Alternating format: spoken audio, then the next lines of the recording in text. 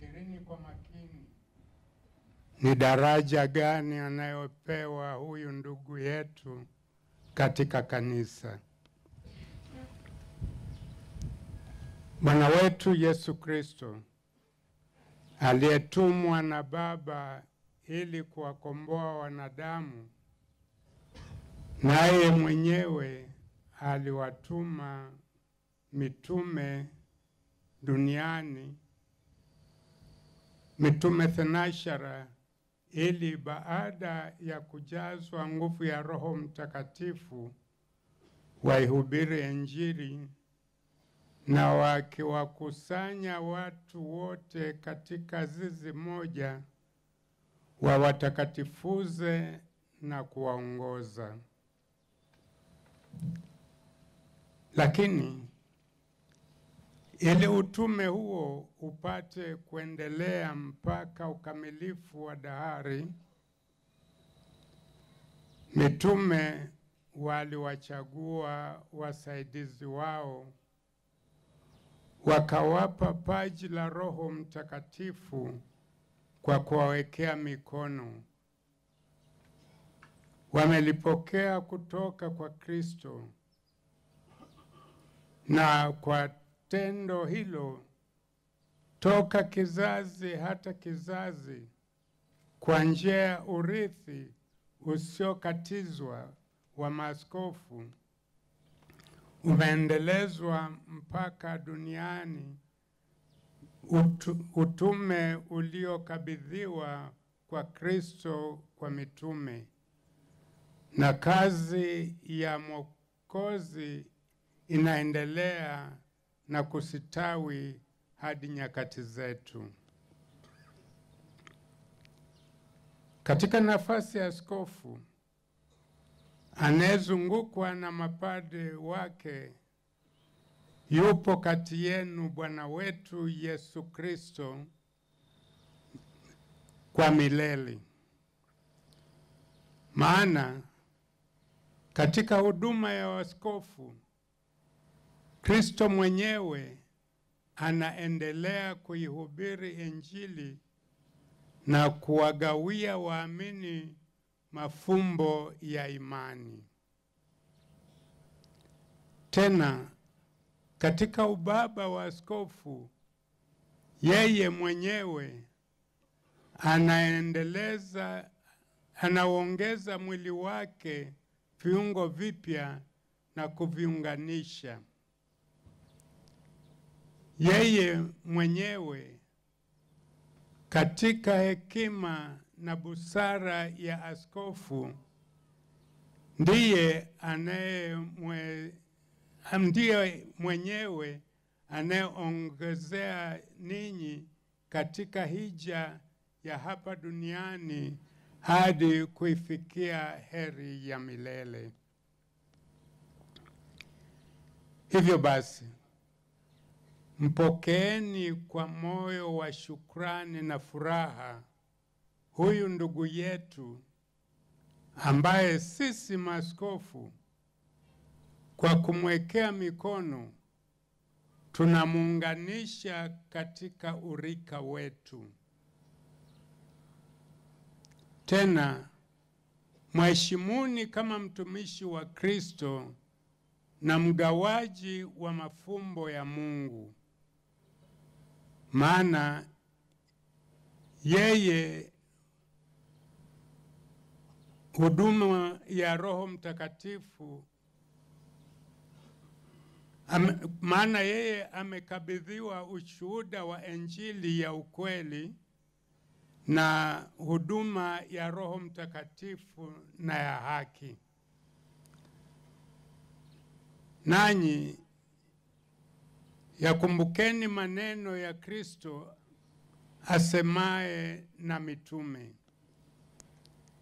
awasikilizaye ninyi anisikiliza mimi, naye awakataaye ninyi anikataa mimi, naye anikataye mimi amkataa yeye aliyenituma. Nawe ndugu mpendwa sana, uliyeteuliwa na Bwana, uzingatie moyoni kuwa umechukuliwa kati ya wanadamu, ukawekwa kwa ajili ya wanadamu katika mambo ya muhusuyo Mungu. Maana uaskofu ni jina linalomaanisha utumishi wala si adhama, na askofu hupaswa kutumikia kuliko kutawala, kwa sababu kadiri ya agizo la mwalimu wetu aliye mkubwa na awe kama aliye mdogo, na mwenye kuongoza kama yeye atumikiaye. Lihubiri neno wakati ufao na wakati usiofaa. Onya kwa uvumilivu wote na mafundisho. Usiache kuomba kutoka katika utimilifu wa utakatifu wa Kristo wingi wa neema mbalimbali kwa ajili ya watu unaokabidhiwa.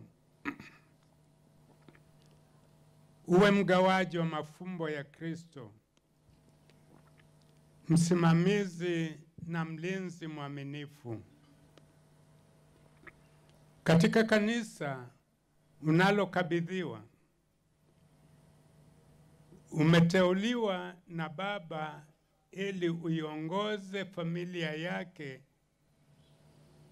Kwa hiyo, umkumbuke daima mchungaji mwema ambaye anawajua kondoo zake nao wanamjua, na yeye hakusita kutoa uhai wake kwa ajili ya kondoo wake.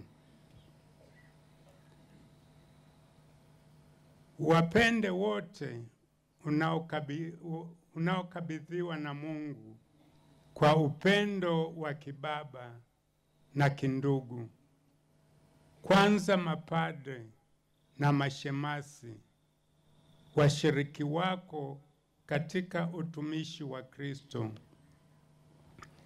lakini pia wale walio maskini na wadhaifu,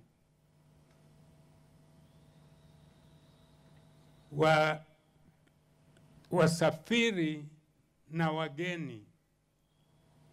Uwahimize waamini wote washirikiane nawe katika kazi ya kitume, wala usikatae kuwasikiliza kwa radhi. Aidha, kuhusu wale ambao hawajajiunga bado katika zizi lile moja la Kristo, nao washughulikie bila kuchoka, maana hao nao wamekabidhiwa kwako na Bwana. Katika kanisa Katoliki linalokusanyika kwa kifungo cha upendo, wewe umeunganika katika urika wa maaskofu, hivi kwamba usiache kujishughulisha na makanisa yote, nawe uyabuni kwa moyo radhi makanisa yanayohitaji zaidi msaada. Hatimaye ulitunze kundi zima ambalo Roho Mtakatifu amekuweka ili ulisimamie katika kanisa la Mungu. Ulitunze kwa jina la Baba ambaye katika kanisa wewe usura yake, na kwa jina la mwana wake Yesu Kristo ambaye unapewa wadhifa wake, na kwa njia ya Roho Mtakatifu ambaye huisha kanisa la Kristo na kutegemeza sisi katika udhaifu wetu.